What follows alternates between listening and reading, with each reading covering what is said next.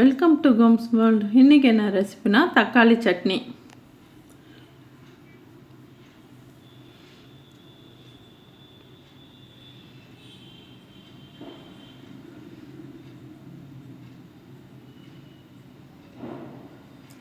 வாங்க, இந்த சப்பாத்திக்கு நான் தக்காளி சட்னி செஞ்சுருக்கேன். இதை எப்படி செய்கிறதுன்னு பார்க்கலாம். ரொம்ப டேஸ்ட்டாகவும் இருக்குங்க. பேச்சுலர் கூட ரொம்ப ஈஸியாக பண்ணிடலாம். இப்போ கடாயை வச்சு எண்ணெய் ஊற்றிருக்கேன். அந்த எண்ணெய் நல்லா காஞ்சதும் கடலெண்ணெய் ஊற்றிருக்கேங்க. நல்லா காஞ்சதும் கடுகு உளுந்து போட்டுக்கலாம். இது கொஞ்சமாக போட்டுக்கோங்க, நிறையா வேண்டாம்.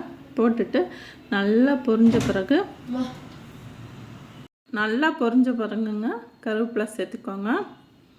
இந்த கருவேப்பிலையும் நல்லா பொரியட்டுங்க. அதுக்கப்புறமா சின்ன வெங்காயம் வந்து கொஞ்சம் ஜாஸ்தியாகவும் பெரிய வெங்காயம் கொஞ்சம் கம்மியாகவும் இந்த சட்னிக்கு எடுத்துக்கலாங்க. இதை நல்லா வதங்கின பிறகு நம்ம தக்காளி சேர்த்துக்கலாம். இது நல்லா வதங்கட்டுங்க.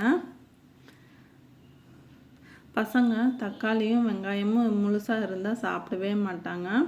இது நல்லா வதங்கின பிறகு நம்ம தக்காளி சேர்த்துக்கலாம்.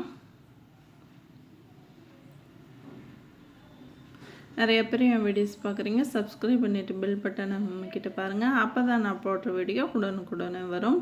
இதில் வந்து 1/2 ஸ்பூன் இந்த சட்னிக்கு தேவையான உப்பை இதில் மொத்தமாக நான் சேர்த்துக்கிறேன். இந்த வெங்காயம் வதங்கும் போதே சேர்த்துக்கிட்டேன். வெங்காயமும் வேகமாக வந்துருங்க. இது கூட மல்லித்தலை, காரத்துக்கு தகுந்தாப்புல நான் 3 பச்சை மிளகாய் சேர்த்துருக்கேன். இந்த சட்னிக்கு வந்து பச்சை மிளகாய் சேர்த்துனா ரொம்ப டேஸ்ட்டாக இருக்குங்க. தக்காளி வந்து நல்லா பழுத்த பழமாக 6 தக்காளி நான் சேர்த்துருக்கேன். இதுவும் நல்லா வதங்கட்டுங்க.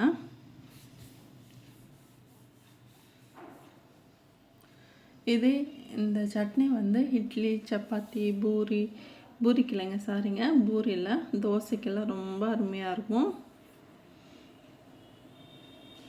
இது நல்லா வதங்கின பிறகு அடுப்பை நிறுத்திட்டு இதை ஆற விட்டு நம்ம மிக்ஸி ஜாரில் அரைச்சி எடுத்துட்டு அவ்வளோதாங்க. ரொம்ப ரொம்ப ஈஸியான சட்னிங்க. இது சப்பாத்திக்கு ரொம்ப ரொம்ப அருமையாக இருக்கும். நீங்கள் செஞ்சு பார்த்துட்டு கமெண்ட்டில் எப்படி இருக்குன்னு சொல்லுங்கள். சப்பாத்தி அவ்வளோ சாஃப்டாக இருக்குது பாருங்கள். இந்த மாதிரி வீடியோஸுக்கு என் சேனலை லைக் பண்ணுங்கள், ஷேர் பண்ணுங்கள், கமெண்ட் பண்ணுங்கள், சப்ஸ்கிரைப் பண்ணுங்கள். Thank you for watching.